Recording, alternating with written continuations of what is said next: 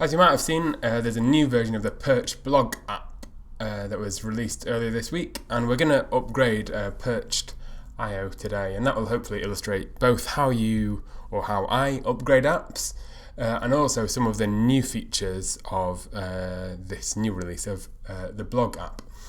Now, the first thing that I like to do when I'm upgrading an app is to make sure that I'm running the latest version of Perch. And we can see here that that's not the case. I'm on 2.8.14 and I think the latest version is 2.8.15. So I've downloaded that sorry about that. When you upgrade, I'm sure you know what you need to do is copy this core folder into your project. So if we paste that and replace that, and hopefully as soon as we refresh, we can see we've successfully updated and that little notice has gone away.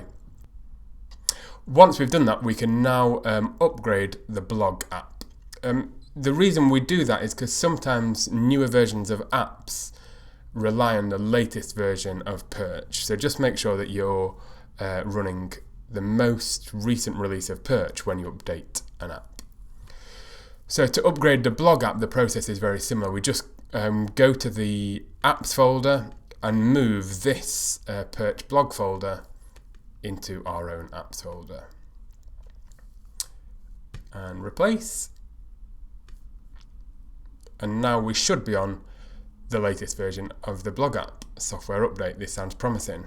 So there you go. Nothing much seems to have changed, but let's look at one of these posts. Now, when we're editing a post, a new tab has appeared at the top. Install the new app. It's going to automatically cross over. It's going to automatically populate the social title and the social description with the title and excerpt of your blog posts. Now, in some instances, you might not want those to be the same. You might want a different title to display on Facebook or wherever. So this allows you to do that, and it also allows you to specify an open graph image. So let's do that now. Let's dump this image, which we use on Twitter, and add that to our post. We click save, and it says our post is updated. So let's view this post in the browser now. And in particular, let's look at the HTML for the page.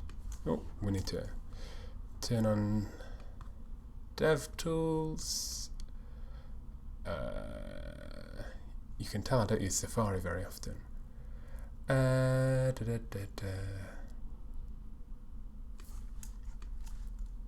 So do. So now if we look at the head of the page, you will see that nothing at all has changed. And the reason for this, and this is kind of consistent in Perch, in that we're storing the data now, we're storing a social title and description and other open graph tags, but we're not actually rendering those in our template. If you look at the docs on the website, the thing that you will, and look at the page functions, the crucial new addition is this one, Perch blog post meta. So if you open that, you can see this is the function that we need to call, which will then output all these additional tags. So if we hop over to our text editor and open our project, let's go to the pages, blog, and post. So we need to include this function somewhere within the head of our document. So let's pop it here. That feels a nice place. Press save. And now let's go back to our page and refresh and see what happens. So this is looking quite good. Our new meta tags are all being output, but they're actually being output within the body of the page, not within the head. So we've clearly done something wrong. If we refer to the docs for this perch blog post meta, you will see that actually we should be following these instructions, using as part of a layout. Because what we want to do is, when it's a regular page, we want our head to look like this, but when it's a blog page, we want it to look like this. So Drew's recommendation is that we set up this little switch and then pass a variable through specifying, blog post is equal to true. So let's do that now. So here is let's open our header and let's add that switch in.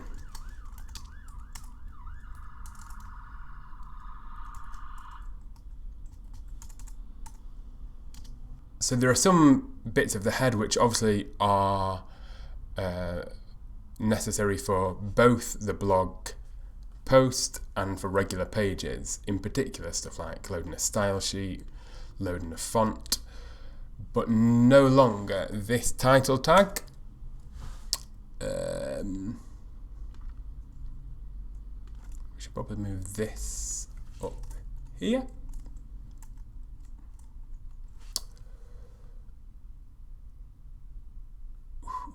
Sorry, that's in the wrong line.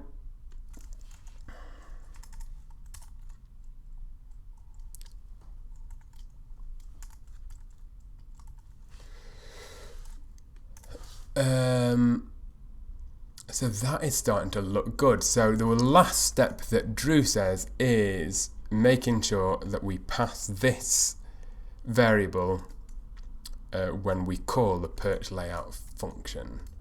So let's hop back over to our page and add that in. So now when we load the header, we're passing through a variable of blog post equals true, and the result will be that instead of just displaying the title of the page in the head, we'll display all the perch blog post meta. So let's refresh our page and we get a white screen of death, which isn't encouraging. Oh, okay, so we just need to add a semicolon there, press refresh, wonderful.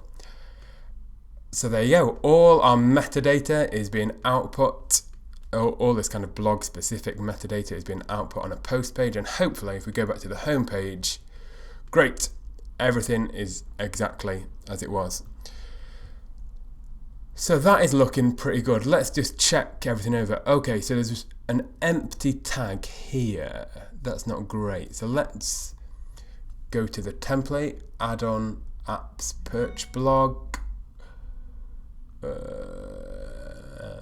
templates, meta head. So you can kind of see exactly what's happening here. The post title is being output, that's great. Oh, here you go. Site name, content, perch settings, perch blog site name. So it looks like somewhere in the settings for our blog, there you go. We can now specify our site name. And now we've done that, if we press refresh, great, that field is populated.